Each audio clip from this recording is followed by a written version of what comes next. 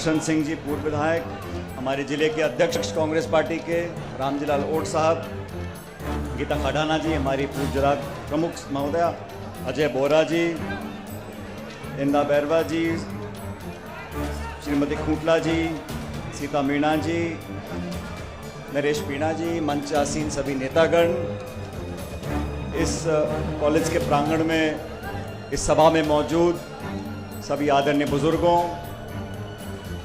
माताओं, बहनों, नौजवान दोस्तों, हमारी पार्टी के सभी पदाधिकारीगण, युवक कांग्रेस के, महिला कांग्रेस के, सेवा दल के सभी पार्षदगण, सभी पंच सरपंच और आप सब लोग जो आज स्वर्गीय पायलट साहब की मूर्ति के अनावरण के कार्यक्रम में आए हो, मैं आप सबका अभिनंदन करता हूं, धन्यवाद करना चाहता हूं कि आज इस खूबसूरत मूर्ति का हम सब ने मिलकर अनावरण किया। खटाना जी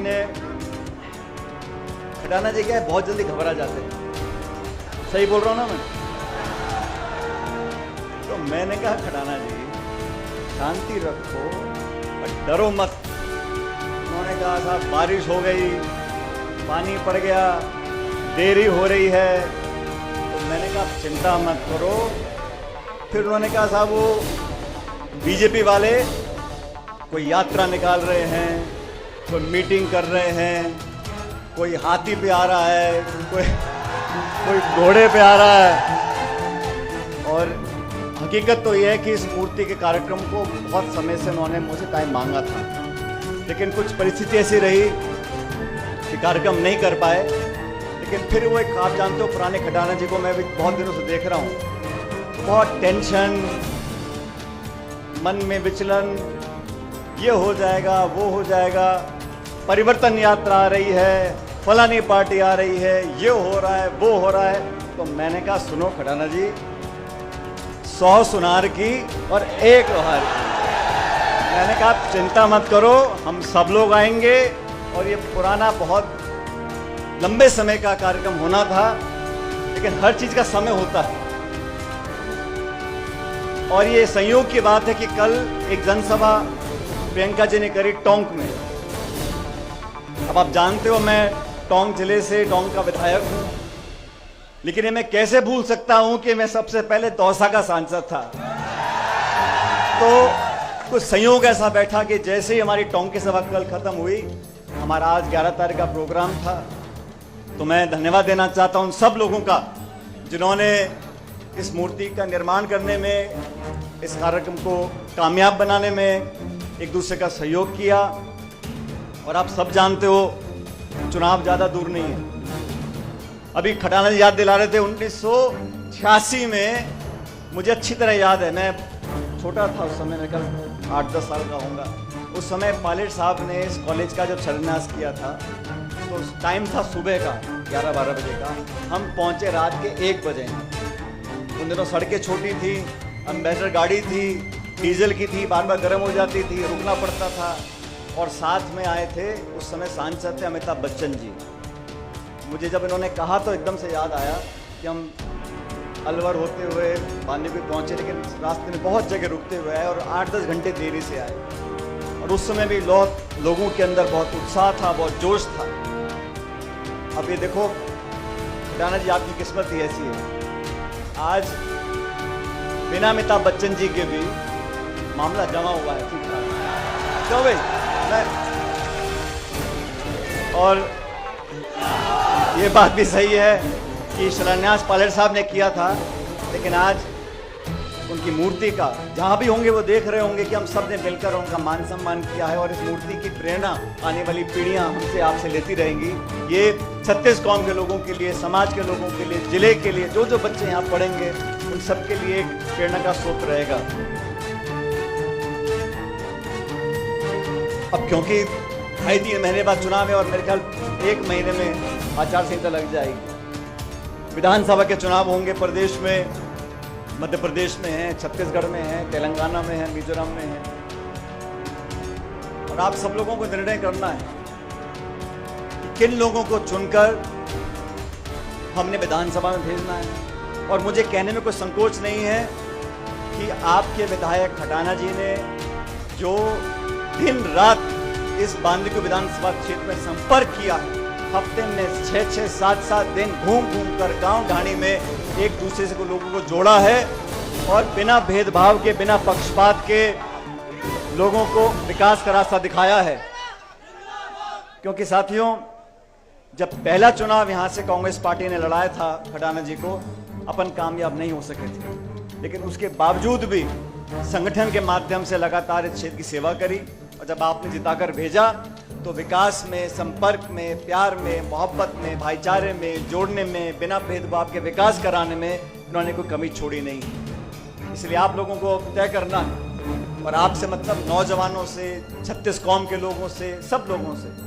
ये पुराना क्षेत्र रहा, कांग्रेस का गढ़ रहा, यहाँ से मुरारी लाल मीणा जी विधायक रहे और मैं तो अभी बांदीकुई की जो सिकराई की हमारी मंडी है उसमें कह रहा था, मैंने कहा बांदीकुई के लोग तो बहुत किस्मत वाले हैं, बटन एक दबाते विधायक 2 मिल जाते। खटाना जी का भी अभी माने ना माने मंत्री विधायक दौसा से हैं, लेकिन मन और मकान बांदीकुई में बना हुआ है। अभी मकान दिखा रहे थे मेरे को बाईं तरफ का जो बोर्ड लग रहा है, लेकिन आज मैं बहुत दिनों, ये बात सच है, बहुत दिनों के बाद बांदीकुई आने का मौका मिला। बहुत से ऐसे लोग जो पहले नौजवान थे, आज उनके बच्चे बड़े हो गए, जिनके थोड़े थोड़े बाल सफ़ेद थे आज पूरे धौले हो गए, पूरा सफ़ेद हो गए। और मैं रास्ते में आ रहा था, सीताराम शर्मा जी की हलवाई की दुकान है बाईं तरफ होने पर। मैंने बहुत पहले वादा किया था उनको, मैंने कहा पंडित जी आपकी दुकान पक्का आऊँगा। आज उनको देखा, मैं गाड़ी से उतरा, दुकान में गया, उनका पोता इतना बड़ा हो गया, 22-23 साल का पोता हो गया। तो समय बहुत जल्दी बीतता है, लेकिन समय के बीतने का मतलब ये नहीं है कि हम आपसी संबंध खत्म कर दें। और संबंध साथियों बनाने से बनते हैं, चाहे घर का भी कोई सगा संबंधी हो, चाचा भतीजा, माई मासी कोई भी हो, अगर आप संबंध नहीं बनाओगे, और संबंध बनते हैं 2 तरफ से, एक पक्ष जोर लगाता रहे और दूसरा सुने ना, राम राम ना करे, मीठे से बात ना करे, संबंध बनते नहीं। संबंध बनाने के लिए एक दूसरे को समझना, एक दूसरे के दुख दर्द में भागीदार रहना, अपनेपन का एहसास कराना। ताली 2 हाथ से बजती है, संबंध 2 तरफ से बनते हैं। तो समय के साथ साथ जो संबंध गहरे होते जाते हैं वो संबंध सच्चे होते हैं, और समय के साथ साथ जो संबंध कम होते जाते हैं, ये समझ लो कि कमी मेरे में या तुम में हो, अगर संबंध कमजोर हुए हैं तो कमी किसी ना किसी की है। लेकिन मुझे फख्र है, मुझे गर्व है, मुझे अभिमान है कि हम लोगों का संबंध इस क्षेत्र से, इस तहसील से, जिले से जितना पहले था, भगवान की कृपा है, आज पहले से ज्यादा हो गया है। और ये सब, इसका श्रेय मैं आप लोगों को देना चाहता हूं, क्योंकि मैं भी भागदौड़ में लगा रहता हूं। आप जानते हो, ने इस कार्यक्रम का आयोजित किया, इसका उद्देश्य सिर्फ एक मूर्ति की स्थापना करना नहीं था।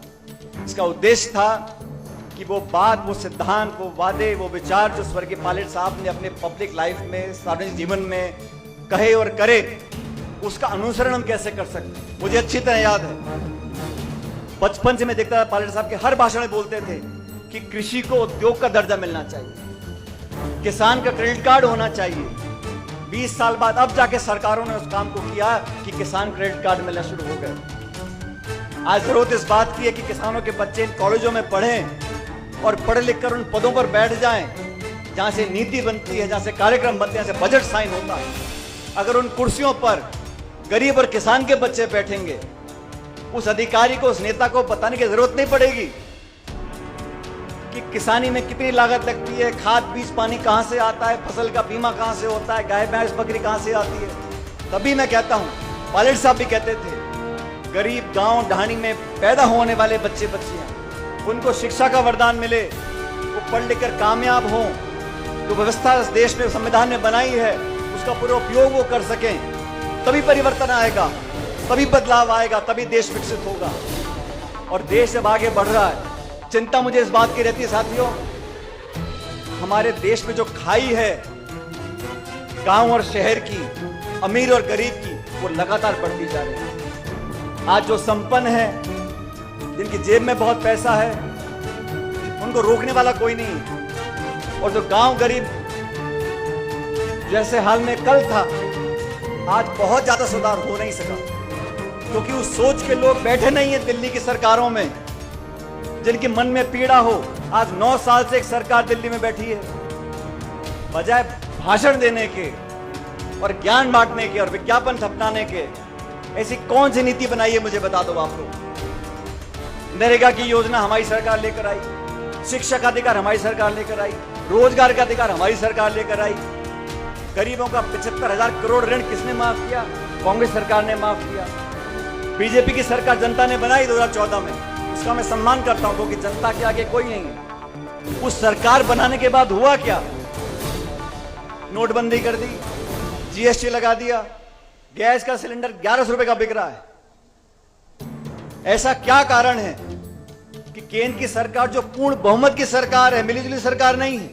हमारी सरकारों में बहुत दबाव होते थे, सहयोगी दल कुछ मांग करते थे, दबाव में हम आ जाते थे, लेकिन पूर्ण बहुमत की सरकार बनी हुई है। किसानों के खिलाफ 3 कानून आपने बना दिए। नौजवान जो फौज में जाना चाहते थे, आज आपने अग्निवीर की स्कीम लगा दी कि फौज में भर्ती हो जाओ और 4 साल में छुट्टी। वो बापड़ा 4 साल बाद के करेगा क्या? उद्योगपति परेशान, नौजवान परेशान। हाँ, चुनाव आ जाए तो नई डेट आती रहती है। अभी राम मंदिर का उद्घाटन 1 जनवरी को होगा, 20 जनवरी को होगा। अरे तुम आज ही कर दो ना, कौन मना कर रहा है? लेकिन मंदिर का, मस्जिद का, राम और रावण का, हिंदू का मुसलमान का, कोई कुछ हो जाए, मैं कहूं यार टमाटर 200 रुपए किलो क्यों बिक रहा है? पाकिस्तान चले जाओ। महंगाई बढ़ गई, उद्योग बंद हो गए।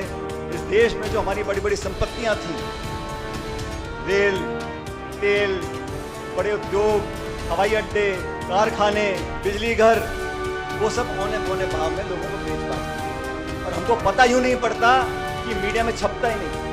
जो खबर नहीं छपानी होती वो नहीं छपती। लेकिन हिंदुस्तान का नाम बदल रहा है, भारत रखेंगे, इंडिया रखेंगे। अरे भाई पहले से दोनों नाम है, तुमने क्या आविष्कार कर दिया?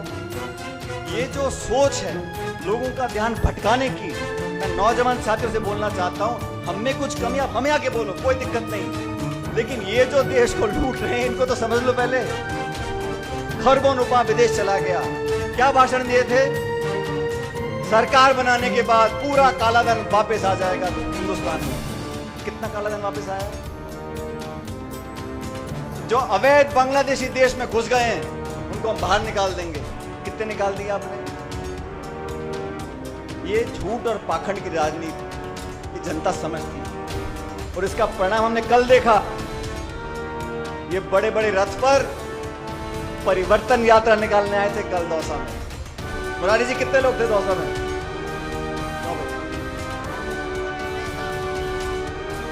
200-300 कार्यकर्ताओं को लेकर परिवर्तन यात्रा करने जा रहे हो। अरे मेरे भाइयों, खिड़कियां खोल लो, देख लो जनता कहां खड़ी है। इनके पल्ले कुछ नहीं है, मेरी बात समझो, इनके पल्ले कुछ नहीं है। सिर्फ ध्यान भटकाना, लोगों को भड़काना, धर्म जाति की बात करना, सत्ता हासिल करना और राम राम जपना, इतना ही काम है। सब लोगों से सचेत रहना हमें बहुत जरूरी है, क्योंकि अब क्या दुकान बहुत खुल गई। अभी चुनाव से पहले मैं देखूं, नई नई पार्टी बन रही है, नए नए नेता आ रहे हैं। अरे अब आजकल और दिक्कत क्या हो गया, देखो कोई बुरा मत माने, इस लोकतंत्र में सबको आजादी है टिकट मांगने की, चुनाव लड़ने की, और मैं समझता हूं इसमें कोई गलत बात नहीं है। लेकिन कुछ तो सोचो, जिसकी 1.5 बीघा जमीन बिक गई, उसने खरीदी 2 स्कॉर्पियो, 4 झंडे और चल दिल्ली, चल जयपुर। इसमें कोई बुरी बात नहीं है, वहां तक तो ठीक है। लेकिन जब बाद में निर्णय हो जाए और जो सबसे मजबूत उम्मीदवार हो, चाहे वो किसी पार्टी का, तो मैं तो अपनी पार्टी की बात कर सकता हूँ, तो फिर सबको मिलकर समर्थन करना चाहिए। ये नहीं है कोई चील में चला गया, कोई गाड़ी में, कोई घोड़े में, कोई बोतल में, कोई हाथी में, कोई केकड़े में, ऐसे नहीं सकता। आप अगर विचारधारा से जुड़े हो तो आपको दिखाना पड़ेगा। और इसीलिए मैं कहता हूं, आप सब लोगों को, ये क्षेत्र बड़ा हो गया, पहले आबादी कम थी, अब 2 लाख 2.5 लाख लोग हर विधानसभा क्षेत्र में रहते हैं। अगर कोई ये गलतफहमी पाल ले कि मैं तो फलाने गोत्र का हूँ, फलाने जाति का, मैं तो चुनाव जीत जाऊंगा, तो संभव नहीं है। जब तक सबका मन नहीं जीतोगे, और काम से दिखाना पड़ेगा आपको कि आपके जहन में पक्षपात नहीं है। आपको जिसने वोट नहीं भी दिया, उसका भी सेवक बनकर आप काम करोगे, तभी लोगों के मन में बसते हो। पर नेता तो बहुत हुए, मंत्री बहुत हुए, मुख्यमंत्री बहुत हुए, नेता वो बनता है जो लोगों के दिल में राज कर सके और लोगों के दिमाग में, लोगों के दिल में, लोगों के जहन में एक छाप छोड़ने के लिए बहुत मेहनत करनी पड़ती है, बहुत त्याग तपस्या करनी पड़ती है। और मैं शुरू में कहा था, अपनेपन का एहसास कराना पड़ता है। मुझे पूरा विश्वास है आप सब लोग, ये वेद प्रकाश जी भाषण देते हैं और वेद प्रकाश जी का क्या है कि जो बोलते हैं तो बहुत आगे का सोच के बोलते हैं, लेकिन मैं ये जानता हूं कि जिन लोगों को जनता ने चुनकर भेजा उन सबने मेहनत से काम करा है और खटाना जी ने वाल्मीकि के विकास में, ये इस बात को आप भी जानते हो, जितना पहले नहीं हो सका था उससे ज्यादा काम इस वाल्मीकि में करा के दिखाया है। इसलिए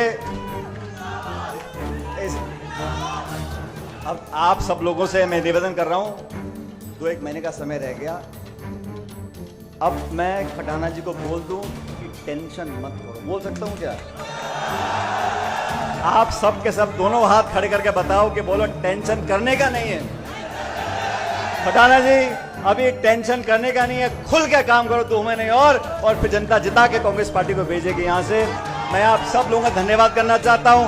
मेरे साथ जोरदार नारा लगाना है कांग्रेस पार्टी का, कांग्रेस पार्टी, और जोर से कांग्रेस पार्टी, और ये वाला नारा दिल्ली जयपुर तक जाएगा, कांग्रेस पार्टी।